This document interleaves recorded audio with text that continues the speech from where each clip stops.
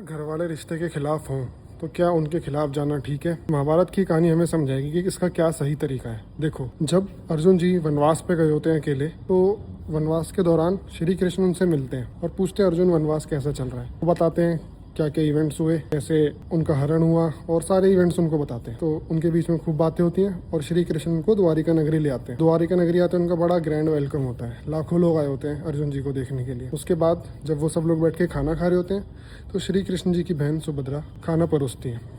तो अर्जुन जी का ध्यान उन पे चला जाता है और सुभद्रा जी का ध्यान उन पे। अर्जुन जी खा कम रहे होते हैं और सुभद्रा जी को ज़्यादा देख रहे होते हैं। सेम सुभद्रा जी परोस कम रही होती हैं और अर्जुन जी को ज़्यादा देख रही होती हैं। तो ये सब श्री कृष्ण जी देखते हैं। फिर जब खाना कंप्लीट हो जाता है तो कहते हैं आओ वॉक पे चलते हैं। वो वॉक पे जाते हैं तो वॉक के दौरान भी अर्जुन जी और सुभद्रा जी का आई कांटेक्ट हो जाता है। फिर वो एक दूसरे को देखने लग जाते हैं। तो श्री कृष्ण जी पूछते हैं क्या अर्जुन, तुम्हें मेरी बहन पसंद आ गई क्या? क्योंकि मुझे तो देख के ये लग रहा है कि तुम दोनों एक दूसरे को बहुत देख रहे हो। तो बोलते हैं हाँ। और श्री कृष्ण भी यही चाहते होते हैं क्योंकि बलराम जी सुभद्रा जी का विवाह दुर्योधन के साथ करना चाहते हैं। ये पूरी अलग कहानी है कि क्यों वो ऐसा चाहते हैं। तो श्री कृष्ण कहते हैं अगर तुम्हें पसंद आ गई है तो अगर इनका स्वयंवर हुआ तो एक से एक महाबली आएंगे, पता नहीं उसका क्या रिजल्ट होगा। एक काम करो, तुम इन्हें भगा के ले जाओ और ये धर्मयुक्त है, एक क्षत्रिय राजकुमार ऐसा कर सकता है। तो कहते हैं बलराम भैया, उनको पता चलेगा वो तो गधा यूज करने में मास्टर है, उनके सामने कोई नहीं टिक सकता। तो श्री कृष्ण जी कहते हैं अगर दोनों पक्ष राजी हों किसी रिश्ते के लिए तो वो हरण नहीं कहलाता, वो वरण कहलाता है। तुम इस चीज़ की टेंशन मत लो बलराम भैया की, ये सब मैं संभाल लूंगा। वो बुलाते हैं जो उनका रथ चलाते हैं उनको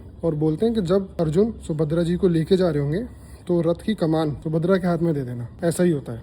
फिर जब बलराम जी की सभा में ये बात चल रही होती है तो श्री कृष्ण जी चुपचाप जाके बैठ जाते हैं कि अर्जुन भगा के ले गए। तो बलराम जी बहुत गुस्से में होते हैं।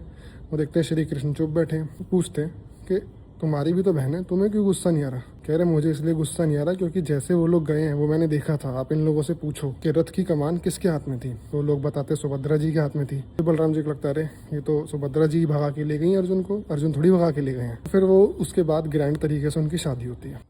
तो अगर हम भी खुद को बुरा बना के चलें अपने घर वालों की नज़रों में और अपने प्रीतम की छवि सुधारते रहें, तो वो तो मेरे को मना करता है कि घर वालों के अगेंस्ट मत जाओ, पर मैं उसके बिना नहीं रह सकती, तुम बता रहे हो कि वो मेरे बिना नहीं रह सकता, तो समझ जाएंगे इसका ब्रेन वॉश हो रखा है और वो तुम्हारे प्रीतम से नफरत करते रहेंगे। तुम खुद को बुरा बना के चलो कि मैं नहीं रह सकती, वो तो मुझे मना करता है, वो तो बोलते हैं अपने मम्मी पापा के साथ रहो, पर मैं नहीं रह सकती, मुझे किसी और से नहीं करनी। तो घर वाले अपने बच्चे से कब तक ही नफरत करेंगे?